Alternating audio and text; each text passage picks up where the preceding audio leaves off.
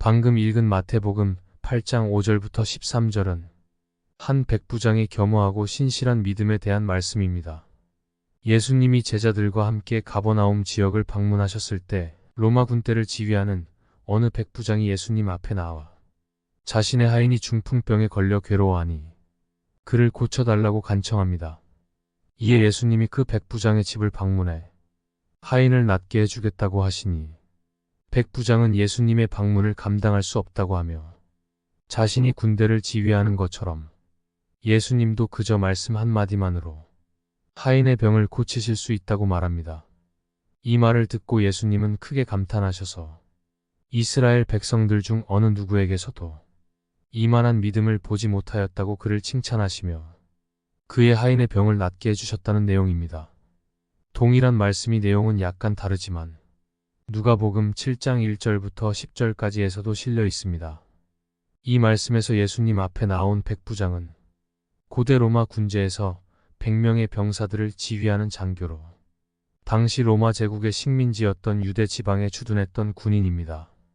지난 일제강 점기 때 우리나라에 주둔하던 일본 군들이 그랬듯이 대부분의 로마군 장교들은 고압적이고 권위적인 자세로 피지배 민족인 이스라엘 백성들을 함부로 살상하며 억압 착취하는 데 앞장섰을 것입니다. 그런데 본문에 등장하는 백부장은 특이하게도 유대인인 예수님 앞에, 그것도 로마 당국에 의해 사상과 행동이 불순한 정치범 의혹을 받고 있는 한 젊은 랍비에게 다가와 도움을 청합니다. 아마 사람들로부터 예수님의 행적에 대한 소문을 듣고 큰 감동을 받아 이 사람이라면 나의 소원을 이뤄줄 수 있겠다란 생각에 주변에 곱지 않은 시선에도 불구하고 예수님께로 나온 것이라고 여겨집니다.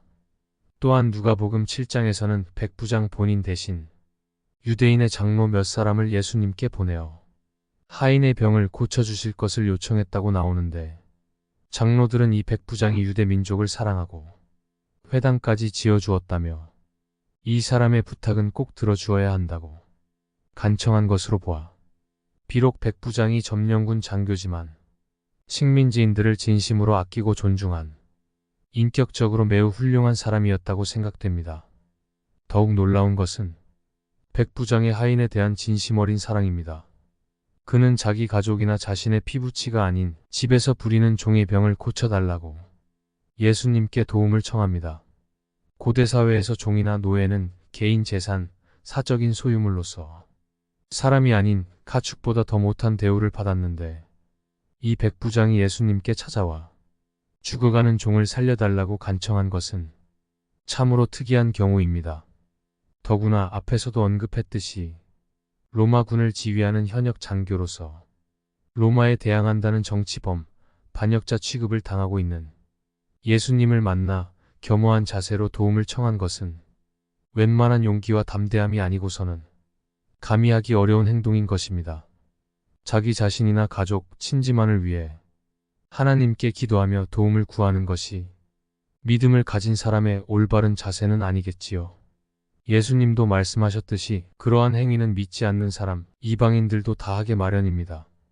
예수님은 우리 믿는 사람들이 이방인보다 나으려면 그들이 감히 하지 못하는 의로운 행위를 하고 세상의 보편 상식을 뛰어넘는 믿음을 보이라고 항상 말씀하셨는데 이 백부장은 이방인의 차원을 넘어 이스라엘 입장에서 원수의 나라인 로마 제국의 군인인데도 하나님의 자녀로 부름받은 이스라엘 백성들보다 훨씬 훌륭한 믿음의 행위를 하였으니 예수님이 감탄하시기에 충분하다고 할 수 있습니다.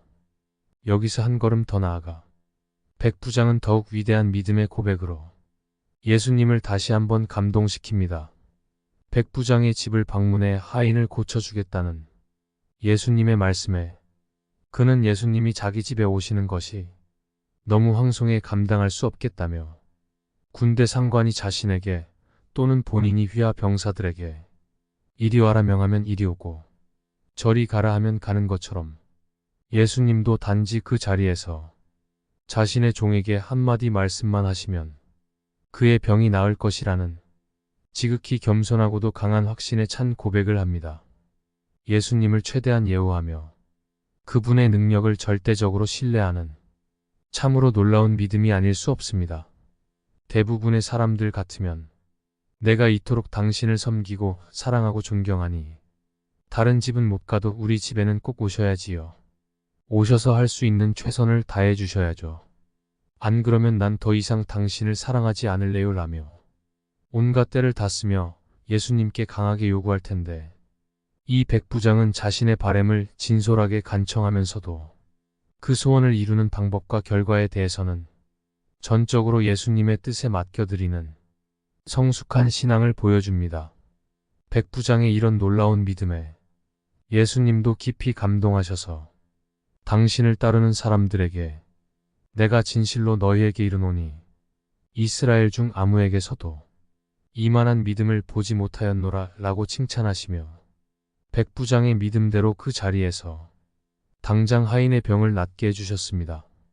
하나님의 자녀로 선택받았다는 유대인들은 예수님을 무시하고 배척했지만 유대인의 원수 로마 제국의 군인인 백부장은 예수님을 완전히 신뢰하는 믿음으로 그의 간절한 소원을 이루고 많은 사람들에게 신앙의 본이 되었습니다.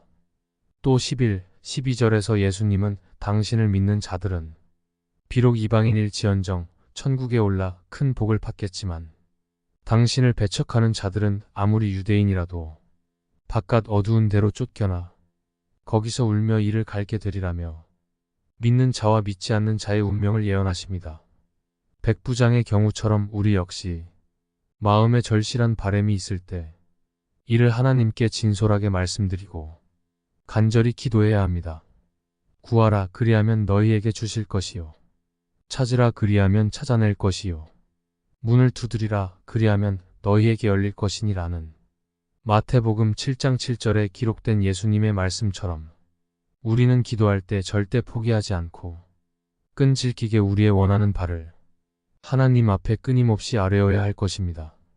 하지만 이보다 훨씬 중요한 것이 하나님의 주권을 완전히 인정하고 나 자신의 인간적인 욕구보다는 그분의 뜻과 섭리를 겸손히 존중하는 태도입니다. 우리가 아무리 열심히 기도해도 하나님의 뜻이 아니거나 아직 시기가 무르익지 않아 응답이 늦을 때가 있습니다. 이처럼 내가 드리는 기도에 속히 응답해 주시지 않을 때 이거 안 해주시면 나 죽습니다. 꼭 이루어 주시옵소서와 같은 조급하고 소아병적이며 집착형의 믿음보다는 모든 것에 전능하신 하나님이심을 인정하여 참고 기다릴 줄 아는 폭넓고 관대하며 여유로운 신앙 자세가 우리에게 필요하다고 믿습니다. 저 역시 태어날 때부터 뇌성마비 장애로 큰 고통을 받아왔고 생활에 불편한 것이 참 많았지만 어린 시절부터 하나님께 기도할 때 장애에서 벗어나게 해달라거나 불편함을 제거해달라고 기도한 적은 한 번도 없습니다. 평생을 장애 속에 몸부림치며 고통과 불편함이 더욱 가중되더라도 이를 담담히 받아들이고 어떤 상황에서든지 감사하고 기뻐하며 부족하나마 저의 최선을 다할 수 있게 해달라고 항상 기도드려 왔습니다. 그리고 장애인으로서 저의 연약한 삶을 통해 하나님의 뜻이 이루어지길 간구했습니다.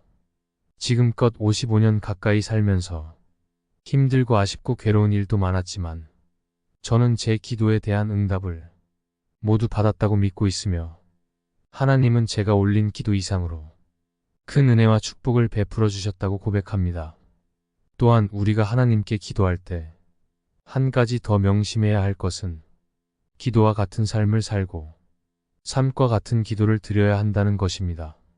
우리의 기도가 응답받지 못하는 이유는 결코 기도의 양이 부족해서가 아니라 기도와 실제 삶이 따로 가기 때문입니다.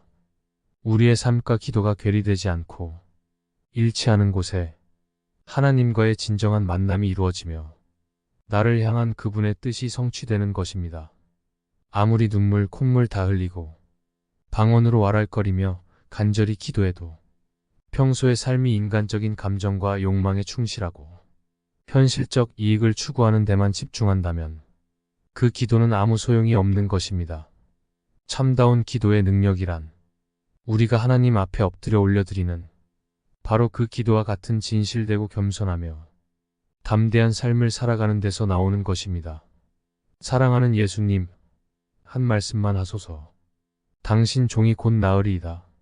지금 이 시간 당신의 능력이 바로 여기에 나타날 줄로 내가 확실히 믿습니다. 라는 백부장의 겸손하면서도 진실된 고백이 우리 모두의 믿음의 고백이 될 수 있길 예수님의 이름으로 축원합니다. 아멘.